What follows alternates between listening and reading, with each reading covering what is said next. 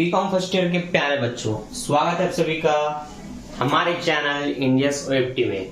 आज मैं आपको बताऊंगा आपका फाइनेंशियल अकाउंट चैप्टर नंबर 5। यहाँ पर 1 से लेकर के 4 अध्याय में क्या दिया गया है, पूरा का पूरा थ्योरी दिया गया है, जहाँ पर लेखांकन, दोहरा लेखा प्रणाली इत्यादि की भाषाओं को, आधारभूत शब्दों को आपको पढ़ना है, समझना है। 5 अध्याय से आपका प्रैक्टिकल शुरू होता है और सबसे पहला आपका चैप्टर है वो है पंजी प्रविष्टि जर्नल एंट्री, जो आपके लिए सबसे आधारभूत प्रैक्टिकल है। ये आपको आना ही चाहिए अगर आप कॉमर्स लिए हैं तो आपको 11वीं में तो सिखा दिया गया होगा, लेकिन अगर आप भूल चुके हैं, अपडेट करना है तो आपका फर्स्ट ईयर में मैं बताऊंगा वो अपडेट हो जाएगा। जो बच्चे नए हैं, आप भी कॉमर्स लिए हैं 11वीं में या बीकॉम फर्स्ट ईयर में, आप भी डरे ना कि कॉमर्स नहीं बनेगा। बहुत ही सरल है, बहुत अच्छे से समझ में आएगा, बस आप कंटिन्यू बने रहिए। अगर आप चाहते हैं कि कंटिन्यू वीडियो आपको मिलते रहे तो अभी चैनल को सब्सक्राइब करके बेल नोटिफिकेशन ऑन कर लीजिए। तो बिना किसी देर के स्टार्ट करते हैं आज का वीडियो।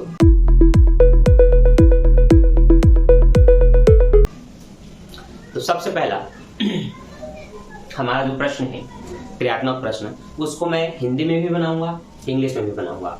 अगर आप चाहते हैं कि आपको हिंदी में समझना है तो आप हिंदी का हिंदी में समझ लें और इंग्लिश मीडियम वाले बच्चे इंग्लिश मीडियम में समझ लें। ठीक, तो मैं दोनों में ही लिख रहा हूँ और समझाने की कोशिश करता हूँ, और दोनों तरह के बच्चे आप समझ करके बना सकते हैं। तो सबसे पहले पंजी प्रविष्टि का नियम होता है 3 नियम। पहला, व्यक्तिगत आधार पर जिस व्यक्ति ने जो भी पाया वो विकलन, और जिसने दिया वो समाकलन। ठीक, तो पाने वाले को विकलन, देने वाले को समाकलन, पाने वाले को विकलन, देने वाले को समाकलन, इसको रट लीजिए। पाने वाले को विकलन, देने वाले को समाकलन। इंग्लिश में जो प्राप्त करेगा वो डेबिट हो जाएगा और जो देगा वो क्रेडिट हो जाएगा। तो जो प्राप्त करेगा वो डेबिट और जो देगा वो क्रेडिट। तो डेबिट मतलब वही जिसके पास आया, जिसने कुछ पाया, और क्रेडिट मतलब वो जिसने कुछ दिया। ठीक, अगला नियम है, व्यापार में जो भी वस्तु आई वो विकलन और जो वस्तु गई वो समाकलन। तो जो आया व्यापार में वस्तु वो विकलन और जो गई वो समाकलन। तीसरा नियम है, जितने भी खर्च और हानि होंगे व्यापार में वो सब विकलन, जितने भी आय और प्रॉफिट होंगे वो सब समाकलन। तो खर्चों और हानियों को हम एक्सपेंसेस और लॉस बोलते हैं, ये डेबिट हो जाएंगे। आय और लाभ को हम इनकम और प्रॉफिट बोलते हैं, ये क्रेडिट हो जाएंगे। तो विकलन और डेबिट में 3 चीजें होती हैं, पाने वाला विकलन, खर्च और हानि विकलन, जो भी वस्तु व्यापार में आई वो विकलन।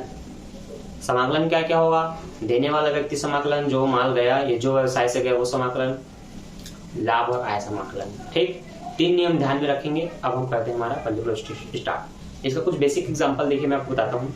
जैसे मैंने कहा वेतन दिया तो वेतन में पैसा चला गया, तो वेतन में गया तो वेतन विकलन। क्या गया, रोकड़ गया तो रोकड़ खाते से। किराया दिया तो किराया खाता विकलन, रोकड़ खाते से। व्यापार आरंभ किया गया तो व्यापार आरंभ आप किससे करेंगे, अपनी पूंजी से करेंगे। अब आप रोकड़ लगा सकते हैं, मशीन, भवन, फर्नीचर, बिल्डिंग, जमीन, कुछ भी लगा सकते हैं। जो लगाया वो विकलन, पूंजी खाता समाकलन जब भी व्यापार शुरू करेंगे। तो रोकड़ से व्यवसाय आरंभ किया तो रोकड़ खाता विकलन, पूंजी खाते से। मशीन से व्यापार शुरू किया तो मशीन खाता विकलन, पूंजी खाता से। भूमि और भवन से व्यापार आरंभ किया तो भूमि भवन खाता विकलन, पूंजी खाता से। अब आपको पता होना चाहिए, रोकड़ को आप कैश बोलते हैं, पूंजी को आप कैपिटल बोलते हैं, माल को आप गुड्स बोलते हैं, मशीन को आप मशीनी कहेंगे, फर्नीचर को आप फर्नीचर कहेंगे। ठीक है, तो अगर मैं कहता हूँ रोकड़ खाता विकलन पूंजी खाता से, तो आपको समझना है cash account debit to capital account. ठीक, अब देखते हैं हमारा पहला प्रश्न, जिसमें लिखा है हिमांशु की पुस्तक में जर्नल एंट्री करें, पंजी प्रविष्टि करें और 1 फरवरी 2021 को रोकड़ से व्यवसाय आरंभ किया गया। तो रोकड़ से व्यवसाय आरंभ करेगा, कॉलम आपको इस तरह से तैयार करना है। हेडिंग रहेगा आपका journal entry in the book of Himanshu. जिसकी पुस्तक में रहेगा उसकी पुस्तक का नाम लिखना है। पंजी प्रविष्टि, हिमांशु की पुस्तक में पंजी प्रविष्टि ऐसे हिंदी में लिख सकते हैं। कॉलम रहेगा दिनांक, विवरण, खाता पृष्ठ, विकलन राशि, समाकलन राशि, date, particular, LF, DR amount, CR amount. ठीक, आगे बढ़ते हैं। रोकड़ से व्यवसाय आरंभ किया, मैंने हिंदी और इंग्लिश दोनों में लिखा। जब भी रोकड़ व्यवसाय शुरू होगा, मैंने अभी आपको बताया था रोकड़ खाता विकलन पूंजी खाता से, आप लिखेंगे रोकड़ खाता विकलन 75,000, पूंजी खाता से 75,000। तो से वाला अमाउंट समाकलन में होना चाहिए, विकलन का अमाउंट विकलन में होना चाहिए। ठीक, ये अंतर होता है लिखने का। जब आप से लिखें तो उसका अमाउंट यहाँ होना चाहिए और विकलन वाला फर्स्ट वाले में होना चाहिए, क्योंकि ये विकलन का राशि इसको शो करता है। अब इंग्लिश वाले बच्चे लिखेंगे cash account debit to capital account. कारण फिर लिखना होता है ब्रैकेट बंद करके छोटा सा, व्यापार शुरू किया गया तो आपका कारण यही है, आप लिखेंगे व्यापार शुरू किया गया, व्यापार आरंभ किया गया। इंग्लिश में बच्चे लिखेंगे business started with the cash, business started with the cash. ठीक, आगे नगद माल खरीदा, नगद माल खरीदोगे तो माल तो आ गया खरीदने से, लेकिन क्या गया व्यापार से, पैसा गया। तो आने वाला विकलन मतलब माल, क्रय विकलन। अब देखो माल खाते विकलन इसलिए नहीं लिखते क्योंकि माल शब्द का इस्तेमाल नहीं करना है, क्योंकि खरीदने में बहुत सारी चीजें शामिल आती हैं, इसलिए क्रय खाता विकलन रोकड़ खाता से। ये तो आपको कहना है क्रय खाता विकलन रोकड़ खाता से, अमाउंट है 10,000, समाकलन में भी 10,000। इंग्लिश में लिखेंगे purchase account debit to cash account, simple. कारण में वही लिखेंगे जो प्रश्न दिया हुआ है। इंग्लिश मीडियम वाले बच्चे लिखेंगे परचेस गुड और कैश, हिंदी मीडियम के बच्चे लिखेंगे माल का क्रय किया गया। अगला है स्वाति को माल उधार बेचा, स्वाति को माल उधार बेचा, किसके पास गया, जिसके पास गया वो विकलन, तो स्वाति के पास गया तो स्वाति विकलन हो गई। कैसे गया उसके पास माल, विक्रय करने से गया तो विक्रय खाता से, तो हम लिखेंगे स्वाति विकलन 5,000, विक्रय खाता से 5,000। इंग्लिश में लिखेंगे आप स्वाति को डेबिट करेंगे टू सेल्स, विक्रय को सेल्स बोलते हैं, सेल्स अकाउंट। कारण में लिखेंगे स्वाति को माल बेचा, और इंग्लिश में लिखेंगे sold goods to Swati on credit. ठीक, इस तरह से आप प्रश्नों को बनाएंगे तो आपको समझ आया। इसी तरह से आपको हिंदी इंग्लिश दोनों में मैं बताऊंगा। हिंदी मीडियम वाले बच्चे हिंदी का नोट कर लें, लेकिन हिंदी मीडियम वालों को मैं कहना चाहूंगा कि आप इंग्लिश में भी जो लिखा गया उसको भी लिखें, क्योंकि अगर आप अभ्यास करते हैं अभी से इंग्लिश में भी लिखना और समझना, तो आगे जाकर के लिए आगे जा करके आपके लिए बहुत हेल्पफुल होगा। अगर आप आगे की पढ़ाई और करते हैं तो सब कुछ इंग्लिश में ही होने वाला है, तो अभी से अभ्यास कर लीजिए। बच्चों की आपको फर्स्ट ईयर है, आपको आदत नहीं इंग्लिश का, इसलिए मैं हिंदी इंग्लिश दोनों में बता रहा हूँ। ठीक, आप एग्जाम में भी हिंदी में बना सकते हैं, नंबर नहीं घटेगा। तो चलिए आगे बढ़ते हैं। 12 तारीख को दिया गया फर्नीचर नगद खरीदा, तो जब भी फर्नीचर नगद खरीदा तो व्यापार में आ गया फर्नीचर। जब कोई भी संपत्ति आप खरीदते हैं तो वो संपत्ति खाता विकलन होता है रोकड़ खाते से। ठीक, तो फर्नीचर खाता विकलन 3,000 रुपए, रोकड़ खाते से 3,000 रुपए।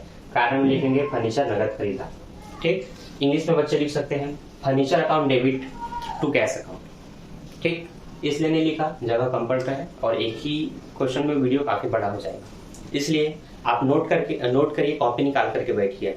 फर्नीचर दिखा हिंदी में फर्नीचर अकाउंट डेबिट, रोकड़ दिखा तो cash account to cash account. ठीक, कारण आपको पता है आपका जो प्रश्न में लिखा हुआ है कि फर्नीचर परचेस, बिल्कुल उसी को यहाँ उतार देना है। अगला है तारीख हमारा 18 तारीख को बोला गया स्वाति से नगद पाया। देखिए स्वाति ने भुगतान कर दिया इसलिए पैसे मिल गए, तो जब स्वाति ने भुगतान किया तो पैसा मिला, मतलब रोकड़ मिला, तो रोकड़ खाता विकलन किसने दिया, स्वाति ने, तो स्वाति से। हम लिखेंगे रोकड़ खाता विकलन 5,000, स्वाति से 5,000 रुपए। इंग्लिश में लिखेंगे cash account debit, receive cash from Swati. अगला है किराया दिया और फिर वेतन दिया। देखिए दोनों एक प्रकार के खर्च हैं जिसका भुगतान होता है, तब आपको पता होना चाहिए। किराया दोगे तो किराया खाता विकलन, वेतन दोगे तो वेतन खाता विकलन, दोनों का भुगतान रोकड़ से होगा तो रोकड़ खाता से। इंग्लिश में rent account debit to cash account, salary account debit to cash account. ठीक, बहुत ही सिंपल है, खत्म। जो प्रश्न होता है उसी को आप यहाँ पर उतार सकते हैं। तो आपको समझ में आया, इस तरह से आपका पंजे पृष्ठ बनता है। अब इसके आगे के प्रश्न हम बनाएंगे हमारे अगले वीडियो में। पार्ट 1 के बाद पार्ट 2 पार्ट 3 आते जाएगा, जहां पर आपको अलग अलग क्वेश्चन मिलते जाएगा। ठीक है, डिजिटल बोर्ड होता मेरे पास जिसमें मैं टच करके बताता, तो मैं एक साथ 4-5 प्रश्न बता देता, लेकिन एक ही प्रश्न के 3 से 4 पॉइंट आते हैं, उसको मिटाऊंगा फिर लिखूंगा, ऐसे में वीडियो 10 से 15 मिनट का हो जाता है। ठीक, तो मेरा अभ्यास रहता है आपको एक एक करके एक दो क्वेश्चन करके समझाने का, ताकि आप बेसिक से और आराम से समझ पाएं। तो अभी का समझाना समझ आया कि नहीं, कमेंट करके जरूर बताएं, और इसके आगे की वीडियो पाना चाहते हैं तो कमेंट करें। मैं मिलता हूं आपसे नेक्स्ट वीडियो में। भी क्लिप आए अच्छा लगा तो दोस्तों के साथ शेयर जरूर करें। Thanks for watching.